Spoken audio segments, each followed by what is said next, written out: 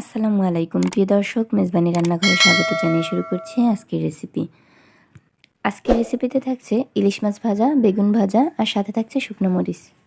নতুন নতুন আরও রান্নার ভিডিও পেতে আমাদের চ্যানেলটি সাবস্ক্রাইব করে পাশে থাকা বেল আইকনটি চালু করে দিবেন, যাতে আমাদের পরবর্তী ভিডিও ছাড়ার সাথে সাথে আপনার নিকট পৌঁছায়। এবার মূল রেসিপিতে ফিরে যাওয়া যাক। এখানে আমি একটি পাত্রে নিয়ে নিয়েছি ইলিশ মাছ আর সাথে নিয়ে নিয়েছি বেগুন। মাছগুলো আমি কেটে ধুয়ে পরিষ্কার করে নিয়েছি। এবার দিয়ে দিব হলুদ গুঁড়া, মরিচ গুঁড়া, সাথে দিয়ে দেবো পরিমাণ মতো লবণ। এবার মাছটা ভালোভাবে মেখে নিব। মাছটা মাখা হয়ে গেলে রেস্টে রাখবো 10 মিনিট। ফিরে আসলাম 10 মিনিট পরে। এবার চুলাতে একটি কড়াই দিয়ে দিব। তার মধ্যে দিয়ে দিব রান্নার রেগুলার তেল। আপনি চাইলে এই কাজটা সরিষার তেল দিয়েও করতে পারেন। এবার তেলটা গরম হয়ে আসলে এর ভিতর আমি একে একে মাছগুলো দিয়ে দিব।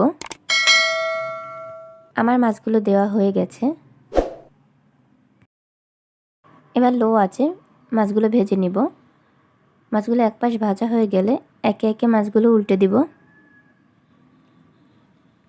এইদিকে মাছগুলো ভাজা হতে থাক। এখন একটি পাত্রে নিয়ে নিব বেগুন, সাথে দিয়ে দিব হলুদ গুঁড়া, আরও দিয়ে দিব মরিচ গুঁড়া আর সামান্য পরিমাণে লবণ।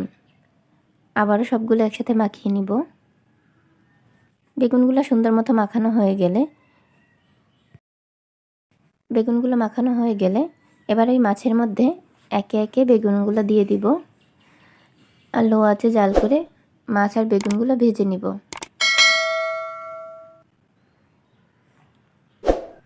এবার লো আঁচে মাছের সাথে বেগুনগুলো ভেজে নিব। মাছগুলো ভাজা হয়ে গেছে, এবার তুলে নিচ্ছি। আর এই মাছের তেলের মধ্যেই কিন্তু বেগুনটা ভেজে নিচ্ছি। এবার বেগুনগুলোও কিন্তু এক পাশ ভাজা হয়ে গেছে, এবার উল্টে দিচ্ছি। সবগুলো বেগুন একইভাবে উল্টে দিব। এবার পরবর্তী পাশ হওয়ার জন্য অপেক্ষা করব। সাথে দিয়ে দিব কয়েকটা শুকনো মরিচ। মরিচগুলো বেগুনের সাথে ভেজে নিব। এমন ইলিশ ভাজা, বেগুন ভাজা আর সাথে যদি থাকে শুকনো মরিচ, তাহলে তো আর খাওয়া নিয়ে চিন্তাই করতে হবে না। ভাত আর খিচুড়ি দুটোর সাথেই খাওয়া যাবে। আমার রেসিপিটি ফলো করে আপনিও তৈরি করে নিতে পারেন ইলিশ মাছ, বেগুন আর শুকনো মরিচ ভাজা। আশা করি প্রতিদিনের মতো আজকেও আমার রান্নার রেসিপিটি ভালো লেগেছে। ভিডিওটি ভালো লাগলে লাইক, কমেন্ট অ্যান্ড শেয়ার করে দিবেন। এতক্ষণ সাথে থাকার জন্য ধন্যবাদ সবাইকে। আল্লাহ হাফেজ।